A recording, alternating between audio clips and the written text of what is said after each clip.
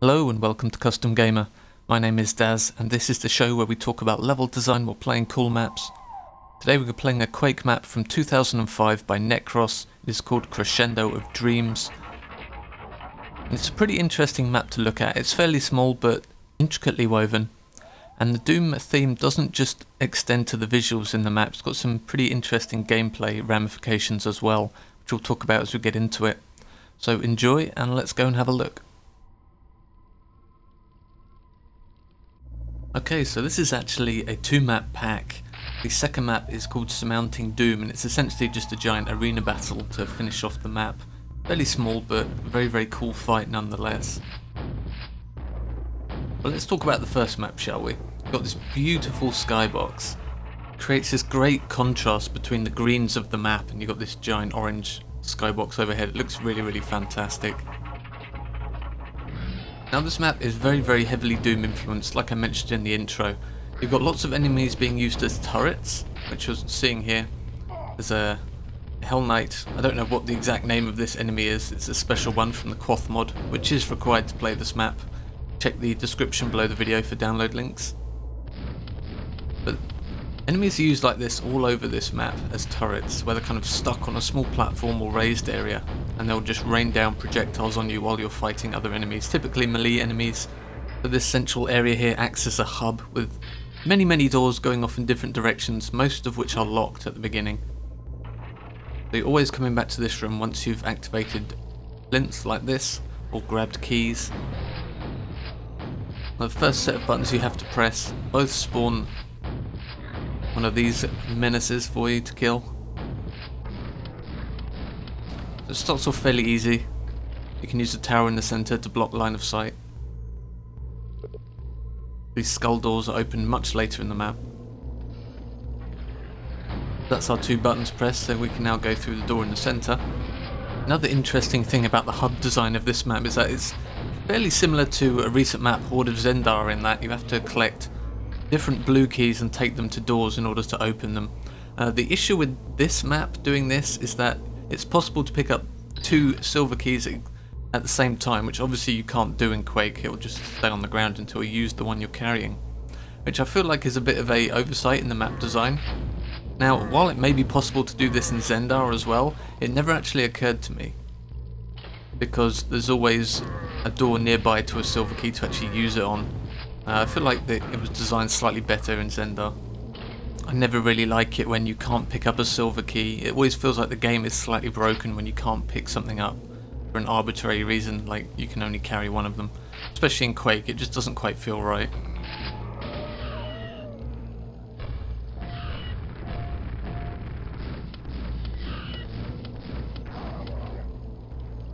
So this map can be quite brutal on hard skill. You really have to pay attention to your ammo. There's plenty of nails lying around, but things like rockets are a luxury, which you really want to save for the bigger enemies.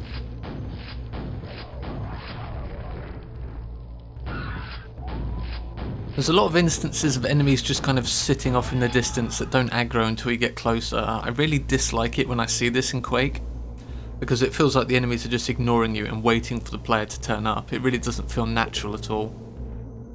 Unfortunately, there's quite a bit of that in this map. So you're seeing here there's this giant escalator in the centre of this room, and it's not active yet. We have to jump through some hoops first to bring it online, and then that will take us to our destination later on. So that opens the doors back in the central area. There's some really nice architecture here. Now, I forgot to go and get this mega health secret here, so we'll just skip back to that. The secrets are pretty interesting in this map. There's only 2 of them labelled in the first map, but there's lots of other things you can find, which I kind of really like. Generally when you find all the secrets in the map, you just kind of stop looking for things, which can feel a little bit weird. So I like the fact that here there's other things hidden in the level which you're not going to find even if you find all the secrets. So here's the first silver key that we can grab. It's set up in a little bit of an arena. There's lots of pillars to break line of sight here, which is great design. Especially when you've got kind of hit scan enemies like these lightning being fired from these night gaunts.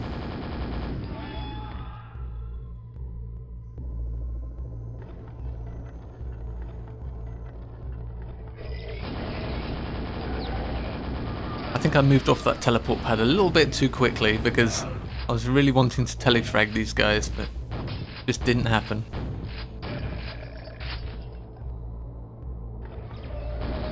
Another thing that's really nice in this map, it's got some great sounds for the various platforms and lifts and contraptions in it. It really feels like heavy machinery.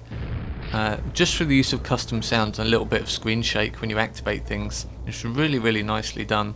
There's a particular lift later on that's probably one of the coolest lifts I've seen in a Quake map. Got lots of spikes and heavy machinery sounds, and it's just fantastic.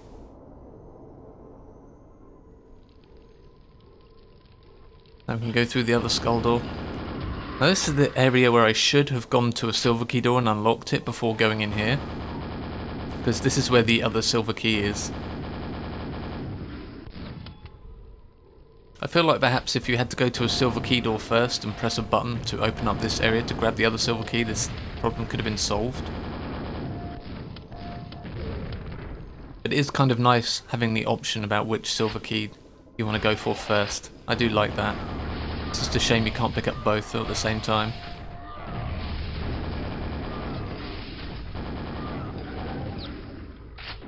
But as you could see, as we came into this area, there were a couple more enemies that we had to snipe, which as I've already mentioned, I'm not really a fan of. And of course we have to go and use a silver key before we can pick up this one. I love these stairs here. It's really typical Doom design. These kind of spiky stairs that stick out all over the place. It's a common theme in this map that I really, really like. That's our first silver key. Now we can run back and grab the other one.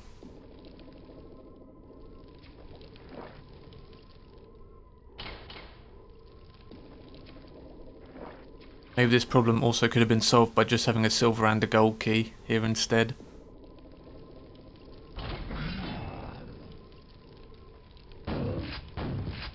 So again, here you've got a Hell Knight being used as a turret on top of these bricks here.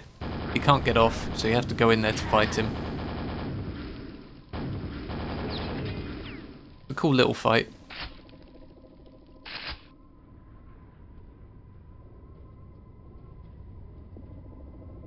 Now here's some simple puzzling here.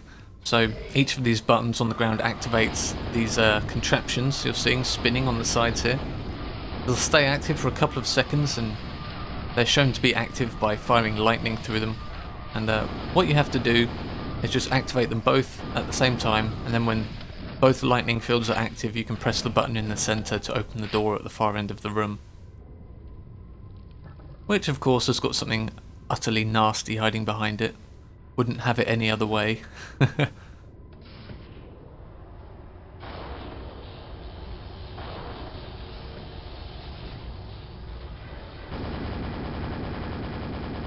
I'm not really too fond of using a shambler here. It feels very, very anemic in this arena. You can just kind of back away to avoid all its damage. Perhaps if there was another shambler spawned behind you as well, that could have been more interesting. The issue then becomes that there's really no kind of line of sight blockers in this room, so perhaps that would have been a bit nasty. But I just feel like it was way too easy as it is. You were expecting something big to happen and you just get a shambler. Because of the room design, it doesn't really work. So here's another classic Doomism, the trapdoor. Put a nice enticing button somewhere innocuous and then throw a bunch of enemies on the player when they push it.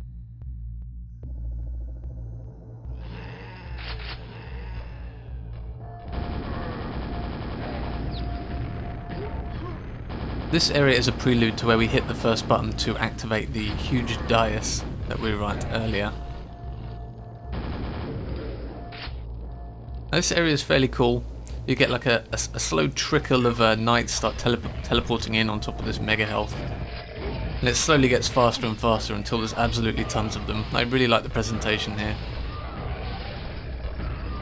Luckily, if you found the grenade launcher secret, it's not too hard to deal with.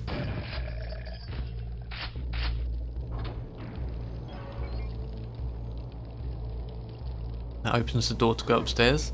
Now this jump is possible. Unfortunately I derped it here, but you can actually kind of skip this part of the map here in order to activate the stairs to get up there by just doing a jump. Just typical. I ace it both times before recording a demo, and then as soon as you press the record button on the demo, everything goes wrong. Story of my life. So that button activates stairs, so you can just get up there normally now.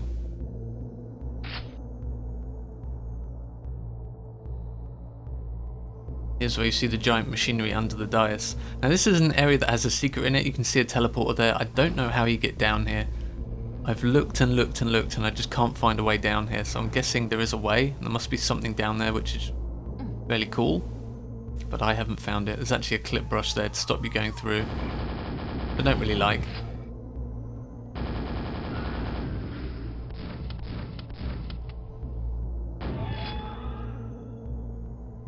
So we need to find another button like this to activate the mechanism, and then we can go back and ride the dice up.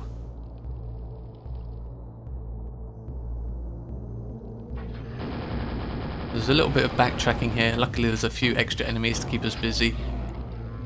Don't like the enemy here because he can't actually fit through the gap to get to you. It feels a little bit bad.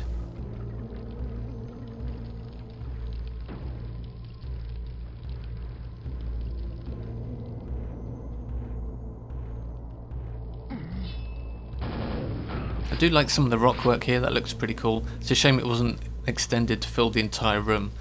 The visuals in the map, they can be quite plain at times, but the aesthetic overall is very, very nice. I really like these Doom textures.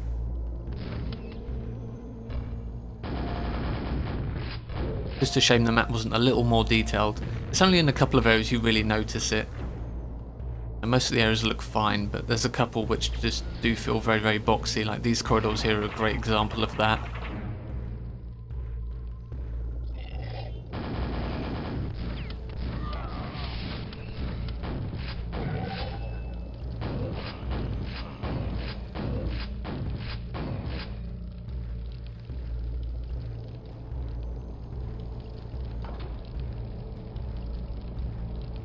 After dealing with these enemies, we can go into this next arena.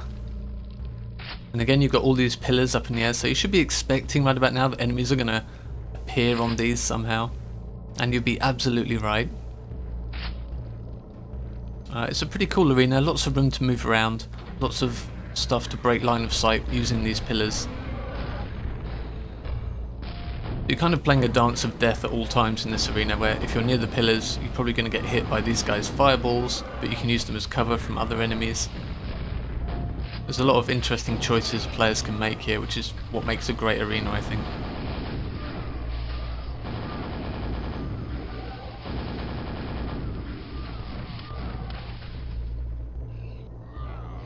I found the best tactic for me was just kind of stay back and deal with these guys at a distance. Because a ton of fiends show up at the end, and if you get caught around these pillars with fiends, it can be quite nasty if they box you in. I did die once because of that. I learnt my lesson.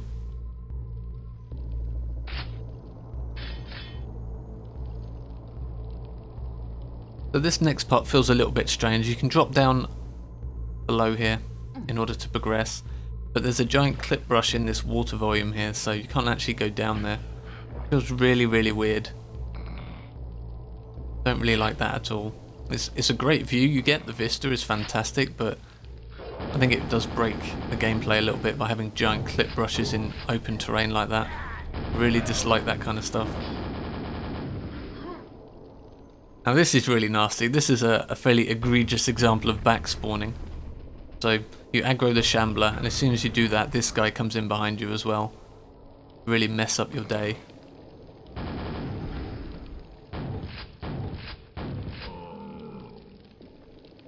And again here you've got the shambler up on the podium, being used as a turret.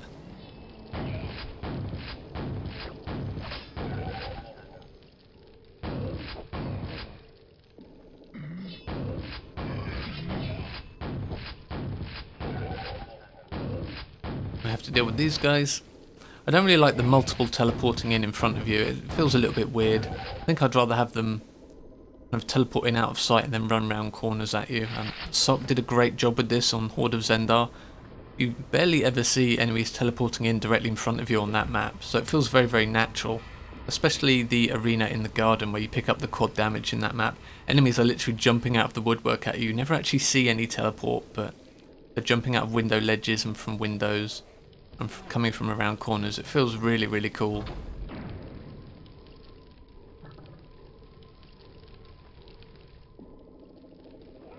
Now we can ride the dais upwards. After dealing with Boar, of course. Now I was expecting some kind of huge fight here, and while you do get a fight, I was expecting something a little bit more dramatic. After all, you're in this huge arena. I was expecting all kinds of flying enemies to teleport in here while I was travelling upwards. It doesn't quite happen. You do get a pretty decent fight, but it wasn't the epic adventure I was imagining. So this is the lift that I love.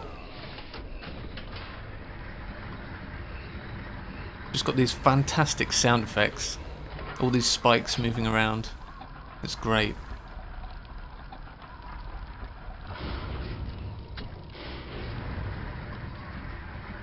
Which lifts you up to one of the final areas in the map.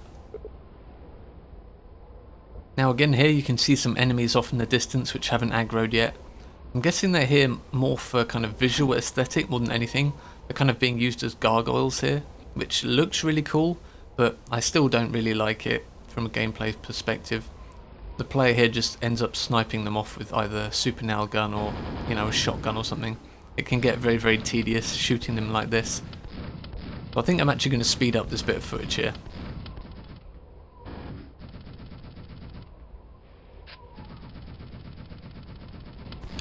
So unfortunately that's just the most efficient way to deal with this area, even though it is boring as hell. So if you had the balls to jump down into the blood pit, you'd be rewarded with a rocket launcher. Now again, this isn't marked as a secret. It's one of those things where if you explore, ye shall find. I think this is the only rocket launcher in the entire map, so it's fairly important that you do find it. As we will see coming up shortly.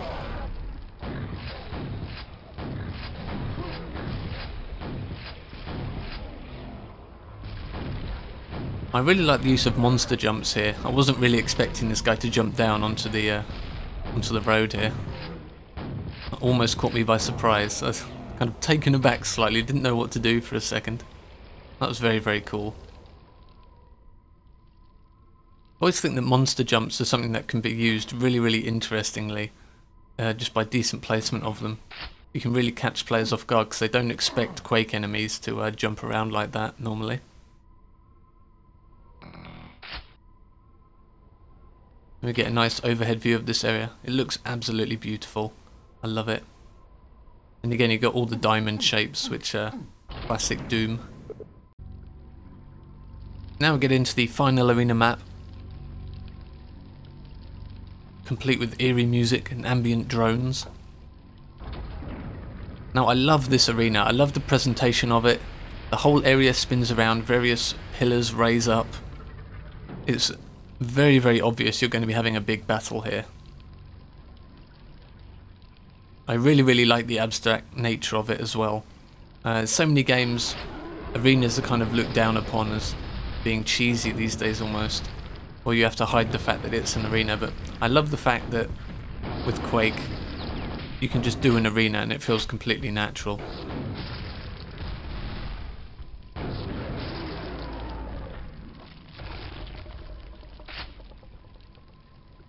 And Gugs are pretty evil. If they hit you with that green spray, then they can almost one-shot you. I mean, I don't fight Gugs very often, so maybe it can one-shot you, but they're extremely nasty up close. You really don't want to be there. So imagine my face when two of them appear. Incidentally, this area looks beautiful. Skybox has really put to good effect here. So yeah, two Gugs. I thought one was a little bit of a misuse of the arena. I thought there were going to be lots of smaller enemies first, but Yeah, it makes sense now.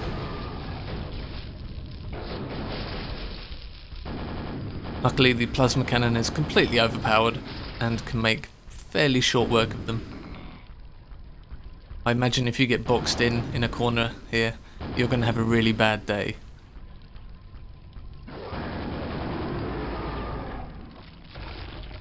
There's some really cool colour combinations here with the red brick mixed with the wood. It looks really nice. Now the leap of faith here doesn't actually feel that bad because you saw the Gugs running across this invisible platform when they teleported in, so that's how I got the cue to just jump there. I think if they hadn't done that I would have been very, very weirded out by this, but it actually works quite nicely. But yeah, great little map. Some of the combat I didn't like, but overall I really, really enjoyed it, especially the final arena combat. That was great. Alright guys, I'll be back soon with more level design videos. Stay tuned and I'll see you next time.